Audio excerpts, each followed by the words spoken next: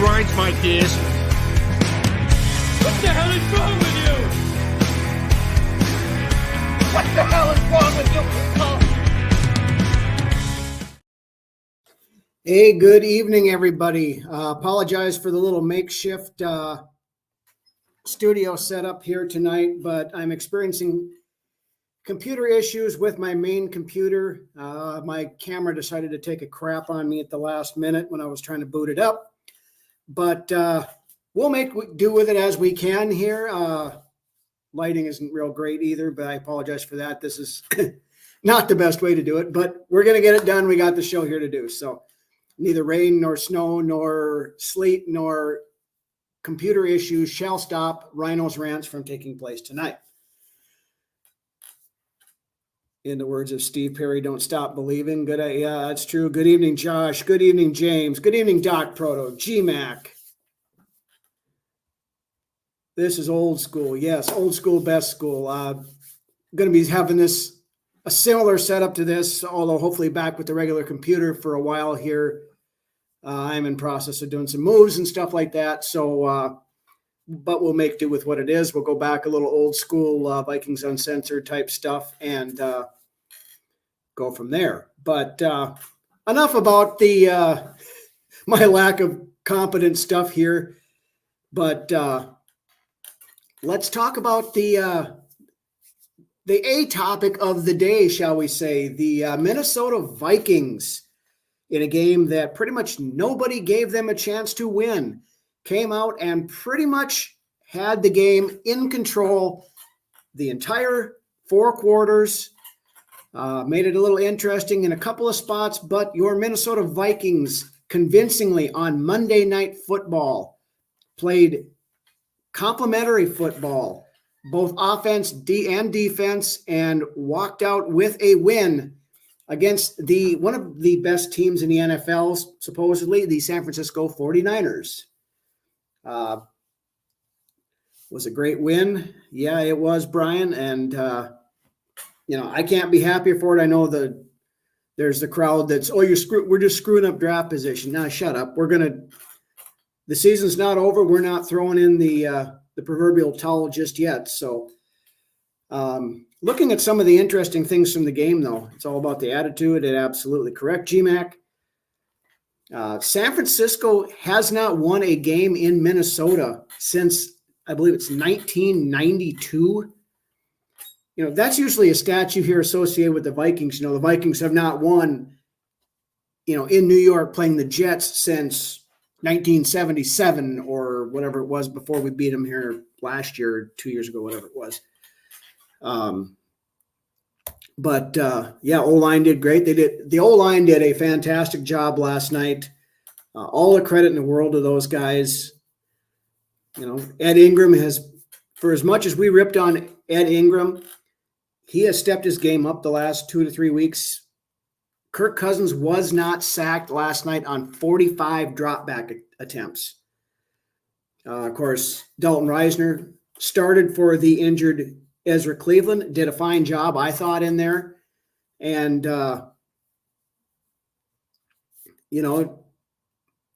Christian Darrisaw, all the credit in the world to him. He kept Bosa at bay the entire night, basically made Bosa his, for lack of a better term, he made Bosa his bitch most of the night.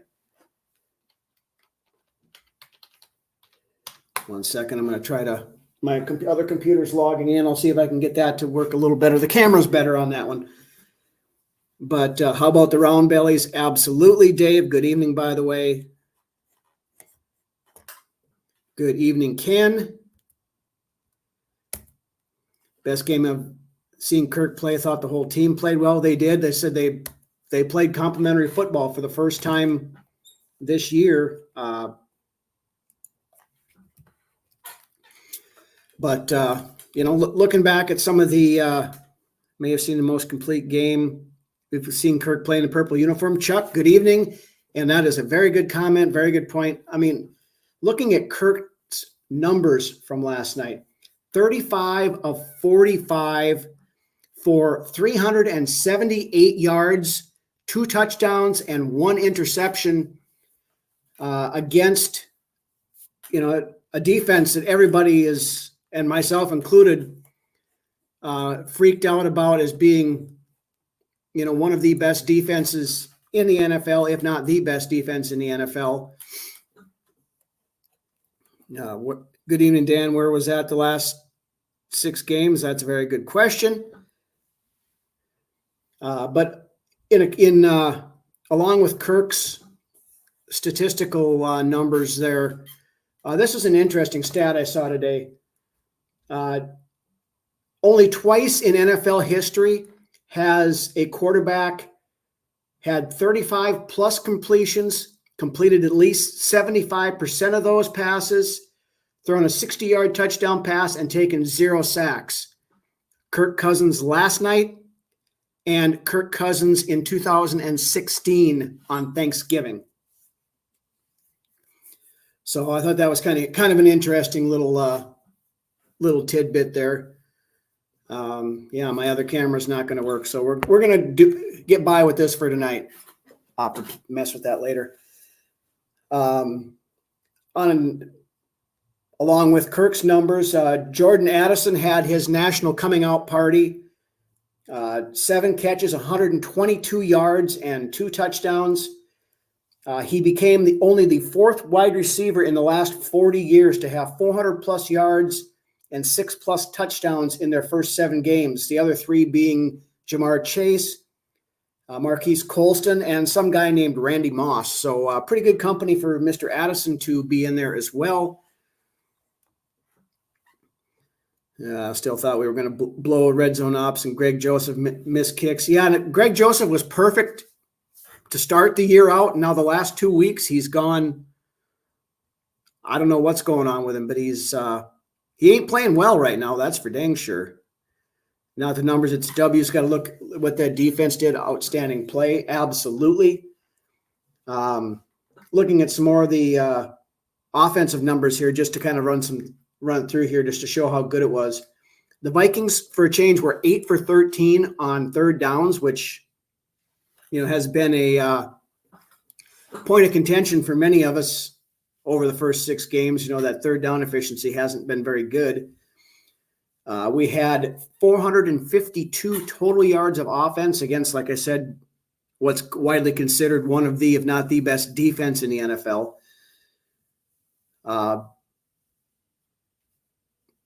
It was just the offense played, I thought, for as much as we've been ripping on Kevin O'Connell for his play calling and situational type stuff through the first 6 games, I thought last night was the best game that O'Connell has called all season, probably, and one of his better games in the 2 years he's been here, I thought.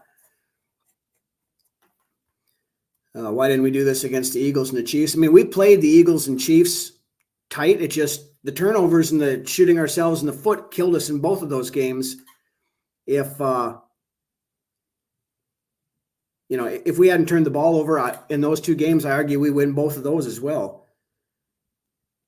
Why a team wouldn't want to pound the rock is a questionable game plan. Oh, sorry, there it is. Yeah, I mean, our run defense isn't bad. It's, I think, ranked 17th in the league right now. But you would think a guy like McCaffrey would be able to tear through our defense. You look at what DeAndre Swift did when we played Philly. You look at what Deonta Foreman did last week against Chicago. But other than that, screen pass that McCaffrey ended up breaking for a touchdown, they kept him pretty much in check yesterday. So, I mean, it was – I can't say enough about what Brian Flores has done with this defense. Dave Rinaldi, good evening. Vikings are exactly where they thought they'd be after 7. The D is gelling and the O-line is improving. We talked about that, Lance and I did, in our preseason shows, things like that. Brian Flores' defenses notoriously start slow to begin the season. Then by mid-season, you start to see that ramping up. And, so I think the best is yet to come for this defense. It's still not at its peak point, I don't think. Joseph was still 3 out of 4 with a 54-yarder. The miss was 50. So the miss was right at 50, I believe it was. I don't know. Like I said, I've given up trying to understand kickers, especially ones that wear purple jerseys, because it doesn't matter how good you're going, they can just all of a sudden get the yips and then they tank a bunch of them. But Joseph's got to figure it out because, and I'm sure a lot of you guys were the same way last night when he missed that extra point. The first thing that went through my head was, oh, God, that missed extra point is going to come back to bite us in the ass later on in the game. The Will Spitter hand Flores a blank check at the end of the season. I can't argue with that one bit. What Flores has done with compared to last year to this point, I mean, is this a great defense yet? No, it's not. Will it be a great defense this year? Probably not, because, we've talked about in the past, defensive line issues. We don't have a true nose tackle. We've got some issues up front. The guys up there aren't exactly world beater type stuff, but Brian, great point here. Special props to Brandon Powell for stepping up when Addison went down. Brandon Powell had a very good game last night, I thought. He was open many times, made plays, did really well. TJ Hawkinson, again, another guy that we've ripped on for having issues with the drops. Hawkinson had 11 catches on 12 targets last night for 86 yards. So Hawkinson stepped up huge. He was getting yards after catch. He was making those tough contested catches that we expect him to make. So, again, a game there that he needed to have it, and he had a good game as well. Who expects great? Yeah, I've heard people, people out there. Well, the defense still isn't elite or anything like that. It's not going to be elite this year. It's the unreasonable people that just like to have something to bitch about. To coin the term from our buddies Drew and Ted over at the Vikings Report, ESAT Nation, which is everything sucks all the time. They can't be happy with anything. They just got to find something to bitch about. So TJ's second in the league for catches with tight end. Yep, he is. He's played better than, a lot of people are tearing on because of that new contract and because he's had a few issues with drops, but he's still, like you said, second most receptions by a tight end in the league. New design defense, so it takes time to learn. Greg did make the 54-yarder, yep. But going on to the defense, starting off, Daniil Hunter got another sack last night. That puts him at 80 for his career and moves him into 7th place all-time on the Vikings sack list. He only needs 6 more to pass Jared Allen to get into 6th. And Chris Dolman's a little up above him, so he wouldn't – there isn't any chance of him catching Dolman this year. But Jared Allen is definitely in the crosshairs. And if Hunter keeps up, he's got – what he's got through the season so far – we're not halfway yet. He can eat, 15 he needs 15 sacks basically to get to 6th place. That's very doable, I think, as long as he stays healthy. Do so much better when we're hugely underestimated. Yep. Again, last night, nobody gave us a shot. Everybody was picking San Francisco. And to be honest, with good reason.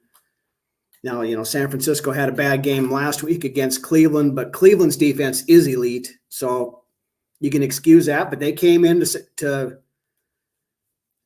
U.S. Bank Stadium last night, and the Vikings imposed their will on them, and that's all we can ask for, and we walked out of there with a victory.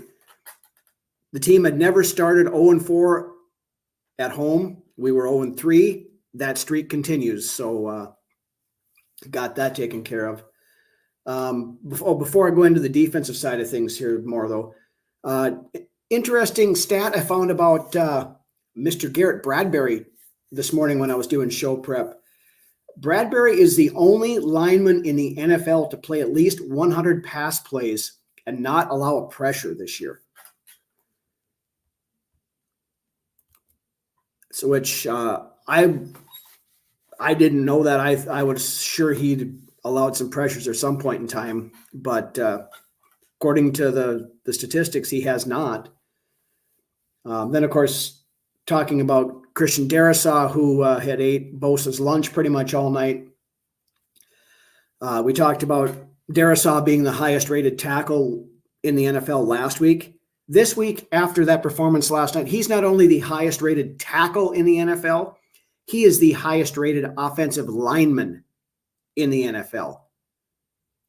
Christian Darrisaw right now is the best offensive lineman in the NFL, according to Pro Football Focus. Jordan Addison, 6 touchdowns on the season. That's tied for second most in the league. It's, complete job by the offense. Kudos to those guys. Kudos to O'Connell for calling the plays that he called.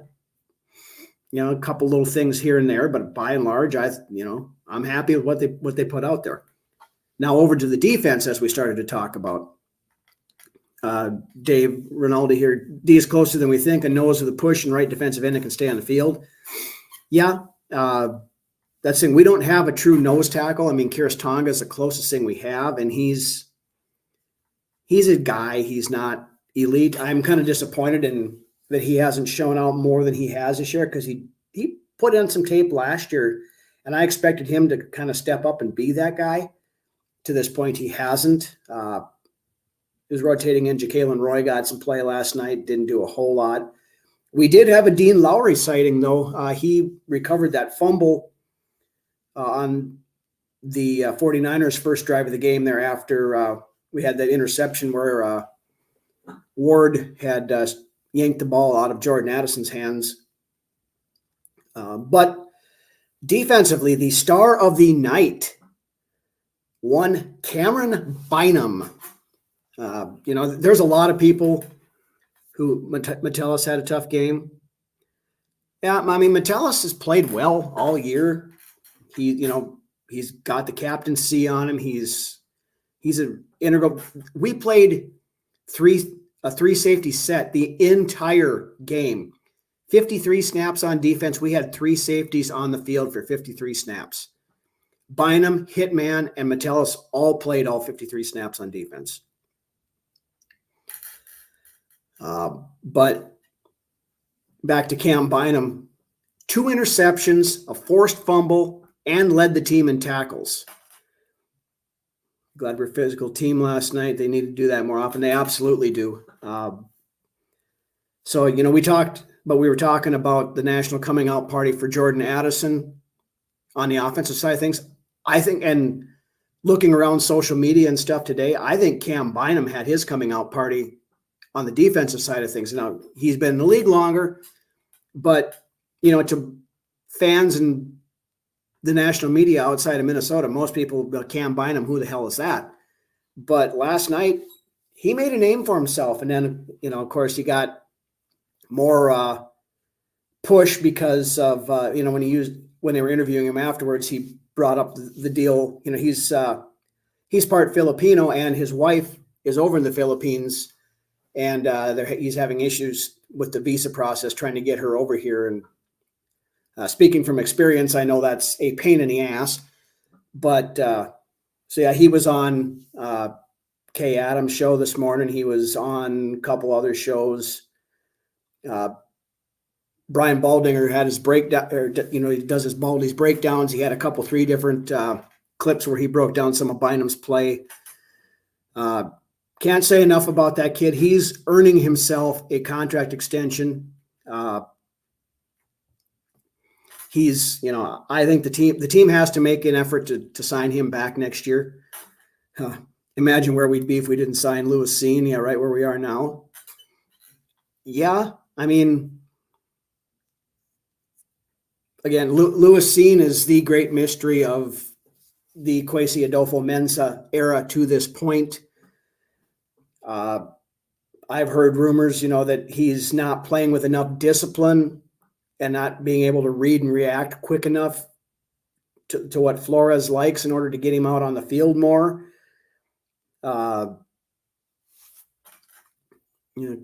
Jared, good evening. Scenes of disappointments. He's stuck on the major injury from last year. He's healthy now. That was a brutal injury with his leg last year. But no, he's healthy. He's back 100%. But, there's just something he's not showing in practice and things like that. And like I was just talking about, I've heard that he's having problems with the discipline and the, taking bad angles and things like that in practice. And he's not showing enough in practice to where they feel comfortable putting him out there in game situations. Now, we talked about Andrew Booth having issues with that too. And, Booth played extensively last week against the Bears. I didn't see how many snaps he played last night, but I know he played some last night.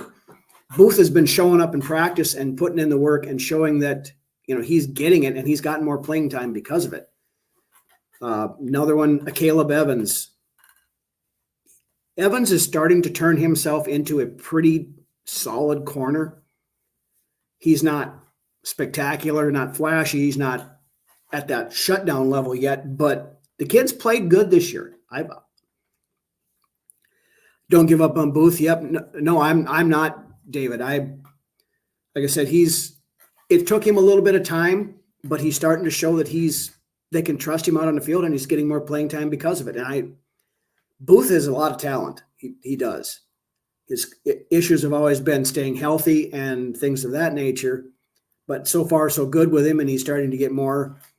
Same thing with Caleb Evans. Last year he ended up getting shut down because he had the 3 concussions. He worked in the off season learning how to hit people without scrambling his own eggs, so to speak. And he's done well. I've been nothing but impressed with Caleb Evans this year for the most part. Byron Murphy, him I'm a little disappointed in. I expected more out of him than what we're getting, but it's still early on that too. Evans is a legit starter. Absolutely he is. And that for how badly, everybody had ripped on the 2022 draft class, and for a good reason to start out with. I mean, they're starting to get some players developing out of that class that are starting to contribute on a regular basis. Like Caleb Evans is a starter. Booth has been playing more. Asamoah is getting in the mix. Ed Ingram, we've ripped on Ed Ingram. We, tore him a new one week after week after week. He is starting to get it, and he is starting to at least play at the ranks of something that resembles at least decent starting guard in the league. I'm not saying he's good yet because he's not there, but he's getting better. He's learning, and he's starting to move up on the pole. He's doing better. I mean, and that's all we can ask for right now. He's showing improvement week after week, and that's all you can ask from a young guy. Guards, it typically takes a couple of years before they can, truly cement themselves as being something decent. So, we can't give up on Ingram yet. Myself included, a lot of us just wanted him benched earlier in the year, and Reisner. Now, the Dalton Reisner thing is interesting. Ezra Cleveland has played pretty well this year for the most part, off and on. Now, Reisner, I thought, played well last night. And, listening to he had an interview with Doogie Wolfson afterwards. It's on X and a bunch of other places. So if you haven't seen it, go look for it. It was a pretty good interview. Just listening to that guy talk kind of makes you want to, you got to root for the guy. He just seems like a good guy. You could tell when he's talking, he loves being here. He loves the guys. He loves the coaches. He loves all this stuff, and he was at a point where he said he thought his NFL career was going to be done because nobody had picked him up for whatever reason. How did Reisner grade? Didn't see him. I think he was like overall grade in PFF. He was like 65, 66. So kind of right about where he grades out on a regular basis, or when he was in Denver. It'll be an interesting thing if Reisner plays well again, Sunday against Green Bay. What do they do when Cleveland is back? I mean, is Cleveland now? I wouldn't trade Cleveland at this point in time, because if we are turning that corner, we've seen this many times. All it takes is one hit and the guy goes down. So you don't want to sell yourself short and end up, not having a guy should somebody get hurt. But I think Reisner is somebody who very possibly could stick around after the season. He's only on a 1-year deal right now, but he could be the replacement for Ezra Cleveland next year because Cleveland's, he's a free agent. He's going to want to get paid. Good evening, Reggie. So, it's good to have options, I guess we'll put it that way. We got 11 people in the chat right now. Only 2 likes, so guys, go hit that like button. That helps us out with the metrics and all that other stuff. If you haven't done so, subscribe to the channel on the YouTube. I'd really appreciate that. That helps us out too. But yeah, other than got nothing but winnable games on the schedule. Jury's still out on this team. It was turned the corner. That's going to be the biggest thing, Brian, I see this week. We can't have a letdown after that emotional win last night. We got to go to Green Bay, which going to Green Bay at the end of October, I would much rather do than going to Green Bay in December, which they come here New Year's Eve. So I'd rather play New Year's Eve at US Bank than at Lambeau.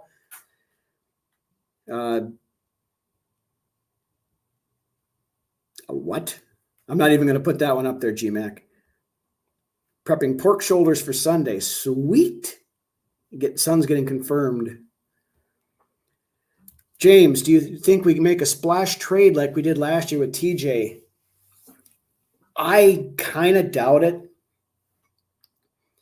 mean, the only thing really that they could maybe be making a trade for would be a defensive lineman, a nose tackle, something like that. But I don't know where you would talking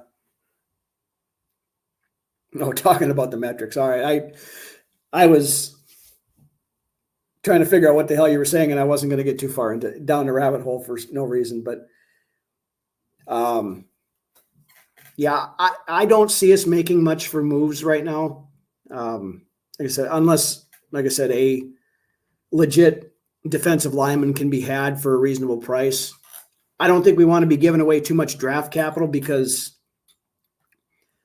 we're going to have plenty of holes we have to fit. Plenty of holes we have to fill at the end of this year because we got a lot of these guys that are only on 1-year contracts. We're going to need edge rush help next year. Probably going to, depending upon what they do with Kurt, very likely we're drafting quarterback early first round, probably. So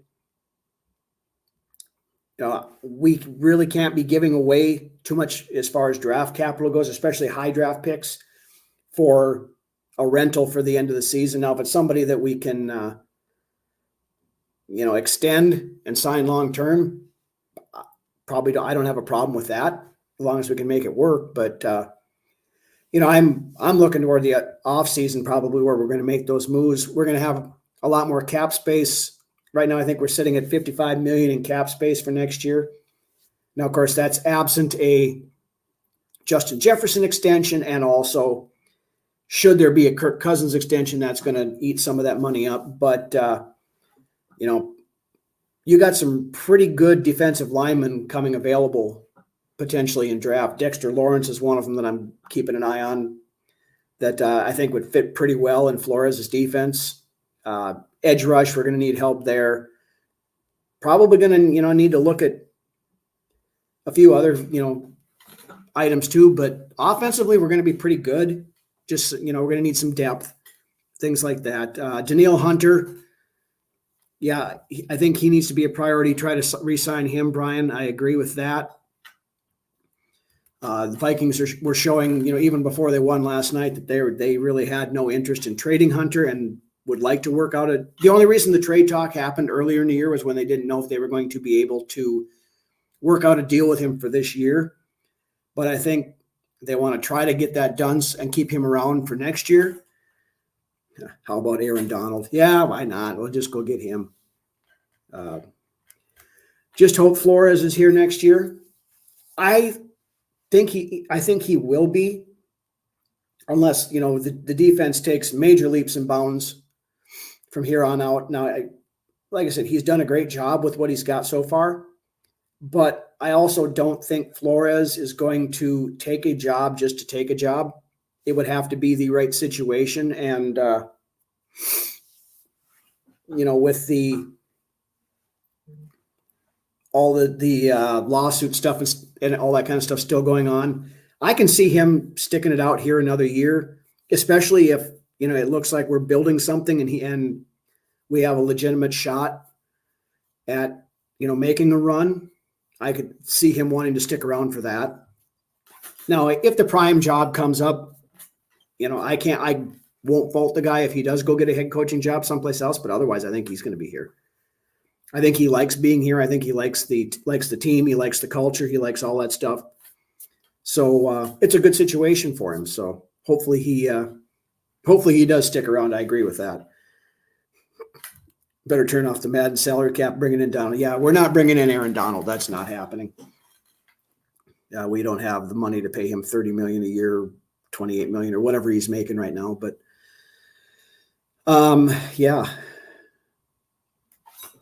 But we're officially it's 24 hours since the game started last night. It's time, ladies and gentlemen, we've done our day worth of celebration on this victory over San Francisco.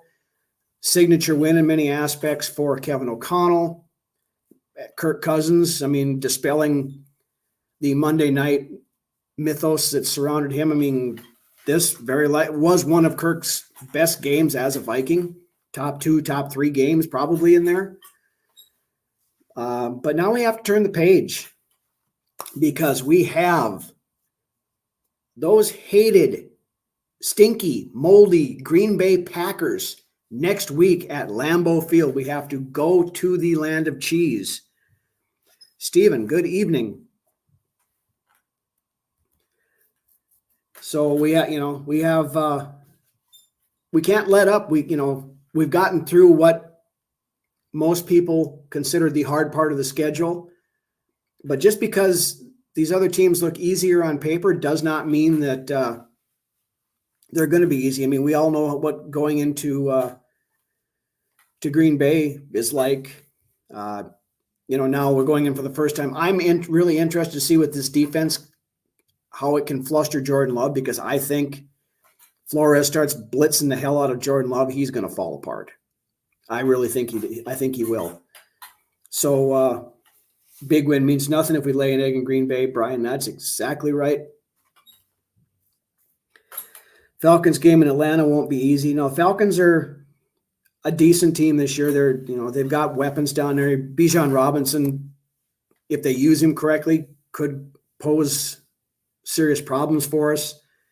You got the unicorn over there, Kyle Pitts, and a few other weapons. Now, Desmond Ridder has not really impressed me that much this year. But you still have to account for all the stuff that he does there too. I mean, no Vikings game is easy. That is absolutely 100% correct. 49ers thought last night was going to be an easy game. No such thing anymore. Nope, there isn't, because the margin for error that this team has is pretty razor thin. I mean, but right now, as it sits, we are a half game out of the wild card race. So we're there, and we're only with Detroit losing, getting their asses handed to them by Baltimore on Sunday. The Vikings are only 2 games out for the division lead, and we still have 2 games with Detroit left, so we control our destiny. The NFC North is not out of the picture yet. I mean, 2 weeks ago, we were writing them off for dead, but to their credit, you got to win against a terrible Chicago team last week, a team that you should have beaten. You did beat them. It was ugly, but you beat them. And then you go home and you make a statement win against, a team that everybody has said it's going to be San Francisco and Philadelphia in the NFC Championship game. You went out there and you showed that you can play with the best teams in the NFL. I mean, we showed that against Philly and Kansas City earlier in the year. The difference last night is we won the turnover battle.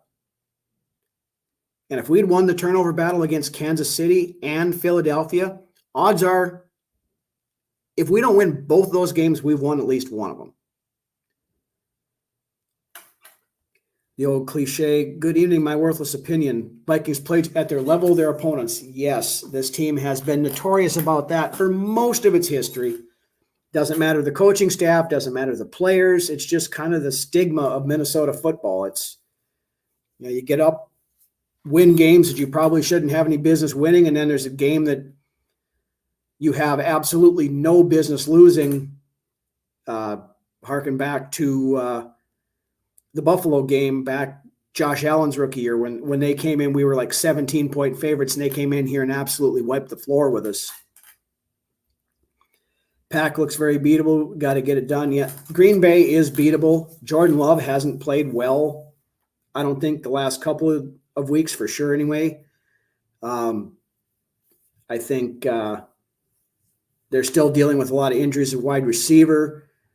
Their offensive line is in shambles. Bakhtiari, I believe, is still out. I think Eldon Jenkins is also. He hasn't been playing. I don't know if he's going to be up for this week or not.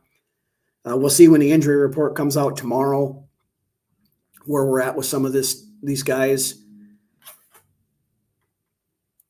Cousins proved with a good O-line he can be an elite quarterback. And the thing with Cousins last night too is he was moving around in the pocket, creating his own space. There was that one play when he should have been sacked. You couldn't even see Kirk in the scrum in the middle of it, and he ended up coming out of there and completing that pass. And that was a ballsy play, guts, by Kirk. Kirk's tough. He is. He gets in his own head sometimes, but Kirk's a tough quarterback. He's durable. He's, he can take a hit and keep on going. But, beyond that, I guess, James brought up a good point I forgot to talk about here earlier. Cam should be number one. Cam Akers had himself a good night last night. Yards per carry wise, Madison actually was a little bit better, but Akers had more yards. Akers did outrush Alexander last night. I think Akers had 10 rushes and Madison had 8. Then they each had 2 receptions. Of course, Akers had that 30-yard catch or whatever it was that got us down, inside the red zone.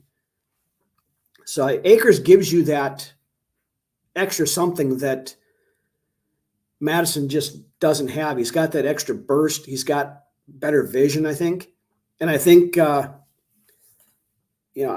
Akers is going to continue to get a good portion of the workload, I think. And my personal opinion, he should be a running back one. Now, I think they're probably going to try to run it 50-50, 60-40, depending upon which guy has the hotter hand is how it's going to go. And I'm fine with that too. We'll just have to see how things go. But we need to get more rushing yards out of these guys. I think we ran for we're under 70 yards last night. So, but Kirk was balling through the air, and that's what O'Connell said in his locker room speech after the game.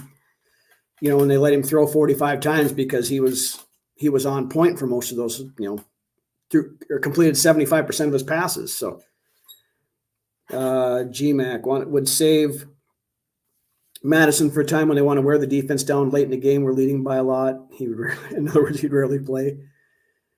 Had a bunch of good runs early on and kind of abandoned it. Yeah, we did. A lot of that was because the passing game was working so well.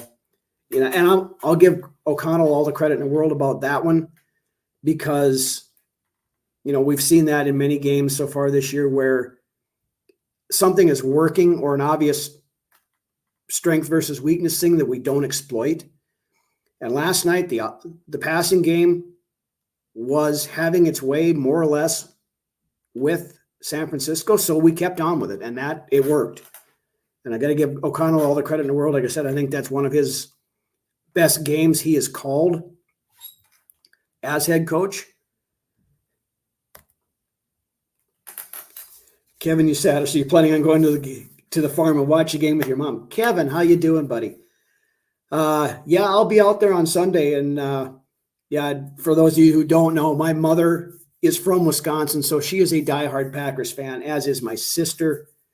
Thankfully, I did not get that recessive gene in the family, so I'm all Vikings blood, so we're good with that. Need to stop with the screen game. We are so bad. Screens were working last night. They weren't getting stopped in the backfield too much. So we're getting better at that. Still don't have a rushing touchdown. No, we don't.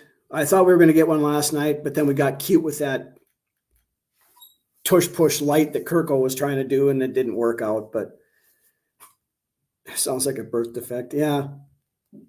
Like I said, I didn't get that recessive gene, so I'm good. Going to the game. No, Reg, not going to the game, but I'll be out at the farm watching it with my folks. And like I said, my mom, my sister, they'll be on the one side, I'll be on the other side, and we'll see see how stuff goes with that. But wouldn't mind seeing Chandler get a few more snaps.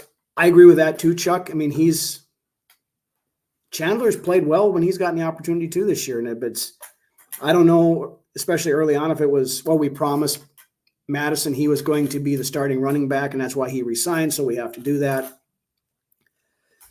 mean, you can't go with that. I mean, it has to be if he doesn't deserve to be starting, then he doesn't deserve to be starting. It just, you can't let a guy who's playing better sit on the bench just because you promised the other guy something. And I'm not ripping on Madison. Madison has his place. It's a running back by committee thing. He's not a workhorse number one back. He needs to be change of pace with somebody else that, thunder and lightning type stuff. And I think we can do that with him and Akers, give it, 50-50, 60-40, whatever it ends up being. Red zone offense is a huge concern. Should have scored both times in the 5-yard line. Yeah, we should have. That one play, if Madison stops in the end zone, sits down, he catches that ball, it's a touchdown. The other one, I think, was tipped. If I heard correctly when I was reading some of the stuff today, I didn't see the tip when the play happened, but yeah, there's still things we need to shore up from the game yesterday. It wasn't a perfect game. It was a very good game, and it was the best game that this team has played all year. But yeah, there's always stuff you can improve on, and these guys are going to be working on it. They're going to be getting, working to get better, and they got to go in tomorrow and put the game plan in for Green Bay, and they have to go into Green Bay next week with a purpose that they are going to show the NFL that the Vikings are back, and last year was not a fluke, and this is a playoff caliber team. So, that's all we can do with it right now. But see, we got 15 people still watching after 45 minutes. Thank you guys all for joining in tonight. I really appreciate you coming in and dealing with my technical issues that we've got going on here and all that other stuff. But that's about all I have for tonight. So unless you guys have anything else you want to hit from the game quick or upcoming type stuff with Green Bay, we can rattle that off. But don't forget, Wednesday night, we'll have another episode of Brunswick's Best for you guys out there. Lance will be taking a look at those who have worn number 25 this week. And Friday night, 6 p.m. Central Time, Lance and I will go live with the Vikings Uncensored studio show to preview said matchup against the Green Bay Packers. We'll have all the latest news, do our tail of the tape breakdowns. You guys come on with your questions. Come on with your comments. We'll talk them over. We'll break it all down. I love doing these live shows more than anything, and as far as the podcasting goes, because I get to interact with all you guys in the chat. We're a bunch of Vikings fans here talking football and having a good time, ranting about stuff that pisses us off, cheering about stuff that makes us happy.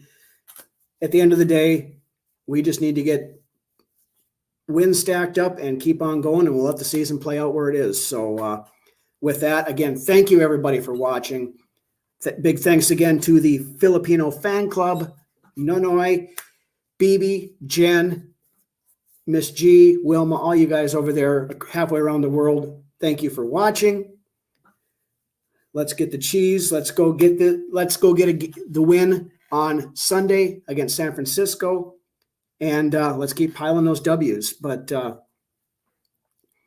with that, want to thank you guys, and we will see you Wednesday and Friday live. Have a good night, guys.